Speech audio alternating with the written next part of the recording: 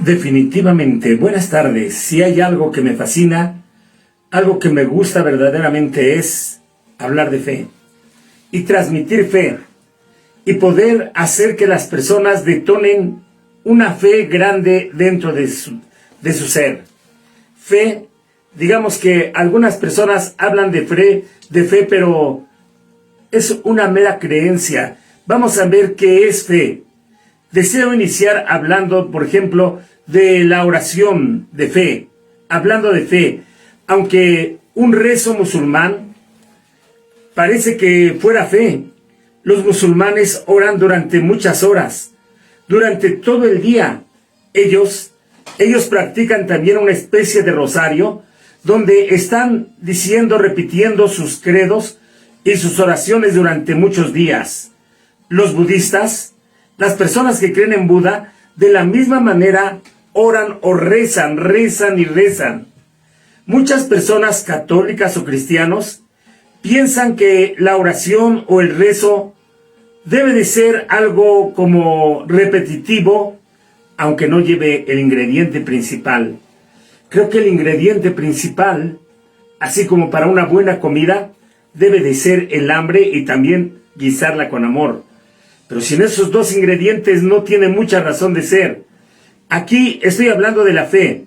Para que sea trascendente una fe invisible, y quiero decirles que es cierto, a las partes donde llegan las personas a hacer sus oraciones en Japón o en la India, acerca de lo que ellos consideran que es fe, pero es una mera superstición o una mera creencia, porque oran con mucho fervor, pero la deidad a la que ellas le oran puede ser, por ejemplo, a la diosa Kali, o puede ser, por ejemplo, a una vaca, o puede ser a una víbora o a una rata. Ellos consideran que eso puede ser la deidad, o un elefante.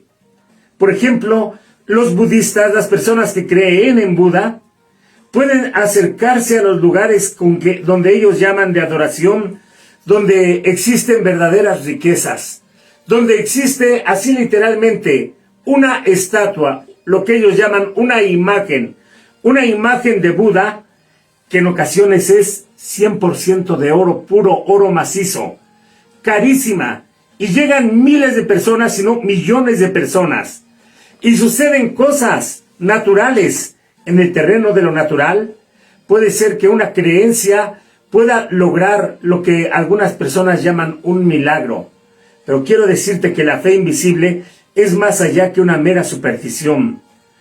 La fe no está condicionada a lo que ves, a lo que oyes, a lo que tocas. Eso, si tú necesitas ver algo, eso no es fe. Eso es una mera creencia, una superstición, pero no es fe. La fe, estoy viendo en la Biblia, la fe viene por el oír de la palabra de Dios. Ni siquiera por el leer la Biblia, viene por el oír de la palabra de Dios. Abraham oyó en el Espíritu lo que Dios estaba diciéndole. En realidad, cuando estoy hablando de fe, parece que estoy hablando de la persona de Jesucristo. Porque Jesucristo es el creador de todas las cosas. No solo es el autor, el origen. Él es el origen también de la fe. La referencia, Colosenses 3, todo el capítulo 3, verso 1. Capítulo 3, verso 1, perdón.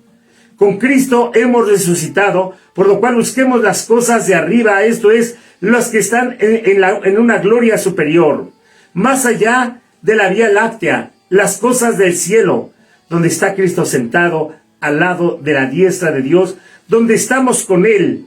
Hebreos 12:2. Por tanto, nosotros también, puestos los ojos en Jesús, los ojos del Espíritu, pongamos esos nuestros ojos en el consumador de la fe, el cual con gozo, puestos los ojos no en el sufrimiento, quitó sus ojos de las cosas terrenales, quitó los ojos del tormento de la cruz, menospreció el sufrimiento y él se enfocó en el gozo.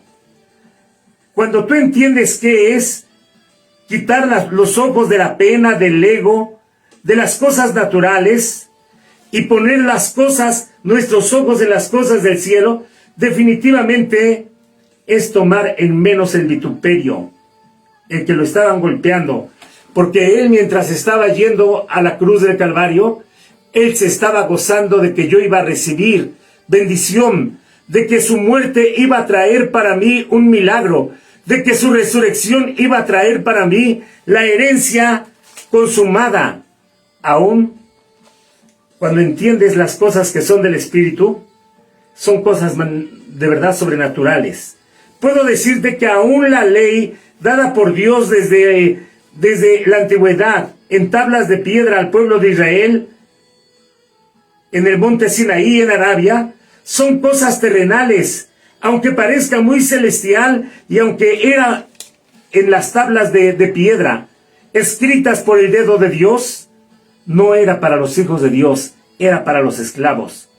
Pero la ley del Espíritu de vida en Cristo me ha liberado de la ley del pecado y la ley de la muerte. Qué importante es entender qué es la fe. En realidad, la fe honra a Dios. Dios honra a la fe también. Y les voy a platicar cosas que estaban sucediendo mientras el ministerio de Jesucristo estaba funcionando. Mientras Él les hablaba, Jesús les decía estas cosas, vino un hombre principal entre los judíos. Se postró ante él diciendo, mi hija acaba de morir, mas ven, pon tu mano sobre ella y vivirá. Él sabía que sin nada más con poner la mano de Jesús sobre su hija, la niña iba a morir. Se levantó Jesús y le siguió con sus discípulos, iba atrás del hombre. He aquí, mientras él va atrás del hombre, una mujer enferma de flujo de sangre empezó a ver lo que estaba sucediendo en aquel momento. Lucas capítulo 8, del verso 40 al 46. Y se los voy a leer porque a mí me llena de mucha satisfacción. Se los voy a leer como lo dice en Lucas porque está en los 3 evangelios. Aquí también volvemos otra vez al mismo acontecimiento. Cuando vio Jesús que le recibía la multitud con gozo porque todos lo esperaban, entonces vino un varón llamado Jairo, que era principal en la sinagoga, y postrándose a los pies de Jesús le rogaba que entrase a su casa, porque tenía a su hija, a su única hija, como de 12 años, que se estaba muriendo, mientras la multitud lo apretaba, lo oprimía, lo empujaba. Pero una mujer que padecía de flujo de sangre desde hacía 12 años y que había gastado en médicos todo cuanto tenía y por ninguno había podido ser curada. Ahora, si yo tuviera que diagnosticar esa enfermedad, diría, esta mujer está muriendo de un tumor o de cáncer. Cáncer tal vez cérvico-uterino, algún cáncer interno en la mujer. Y quiero decirte que conforme a la ley reprobaba que una mujer se acercara cuando tenía flujo de sangre, cuando estaba en su periodo. Entonces, la mujer se le acercó por detrás y tocó el borde de sus vestiduras, porque ella decía, si tan solo tocare el borde de sus vestiduras, yo seré sana. Estoy hablando de fe y estoy viendo las dos situaciones de la mujer enferma de flujo de sangre y del hombre que iba afligido porque su hija estaba enferma. Entonces, Jesús dijo, ¿quién es el que me ha tocado? Negando todos, le dijo Pedro y los que con él estaban, Maestro, la multitud te apretuja, te aprieta, te oprime, y tú preguntas y dices, ¿quién me ha tocado? Pero Jesús dijo, alguien me ha tocado porque yo he conocido que ha salido poder de mí. En otra versión dice, porque la virtud sanadora salió de mí. El Señor tenía una virtud sanadora a partir de que la persona que ve a Jesús con fe puede recibir de Él, pero personas que no tienen fe no reciben nada de Él. Esto no depende de Jesús. Esto depende de las personas. Quiero decirte, entonces cuando la mujer vio que no había quedado oculta, porque una mujer con flujo de sangre que se acercaba a la multitud, podía ser muerta, podía ser matada a pedradas. Sin embargo, esta mujer le dice: fui yo, temblando, y postrándose a sus pies, le declaró delante de todo el pueblo por qué causa le había tocado y cómo al instante había sido sanada. Y él le dijo: mujer, tu fe te ha salvado, ve en paz.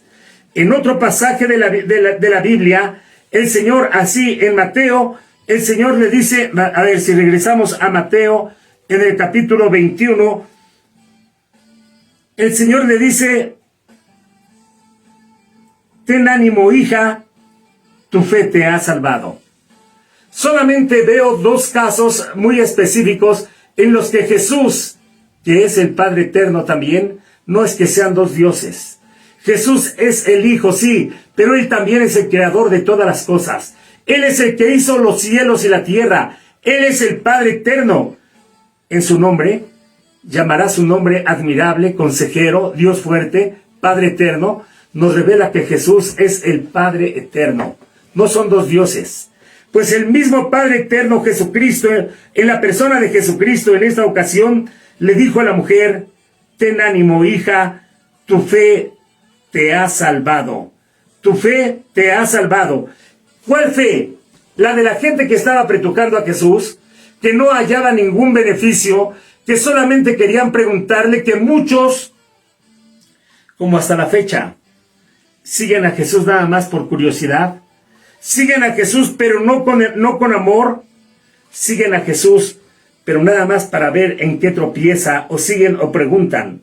Quiero decirte ejemplos de todo el ministerio de Jesús y lo que siguió sucediendo con esta mujer y con este hombre.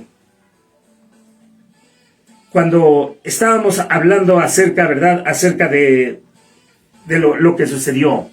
Lucas, capítulo 8, estábamos viendo, verso 40 en adelante.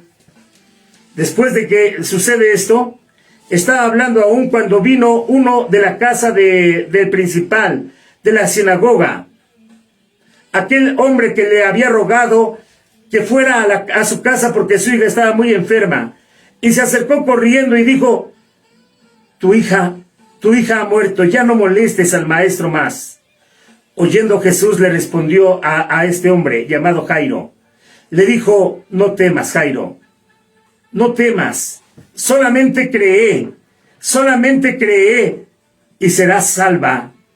Tu hija será salva.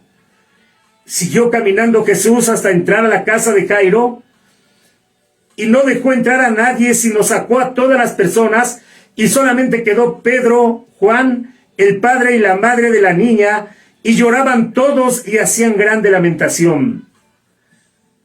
Decían: pobre niña. Pero Jesús dijo: no lloren, no está muerta, esta niña duerme solamente. Y se burlaban de él sabiendo que estaba muerta. Mas él, tomándola de la mano, clamó diciendo: muchacha, a ti te digo. Le dijo la palabra Talita Kumi, que quiere decir: niña, que estás vestida con la palabra de Dios, a ti te digo, levántate. Entonces su espíritu volvió, inmediatamente se levantó, y él mandó que le diesen de comer. Y sus padres estaban atónitos. Pero Jesús les mandó que no dijeran a nadie lo que había sucedido. El poder de la fe. Vamos a ir a un corte y regresamos.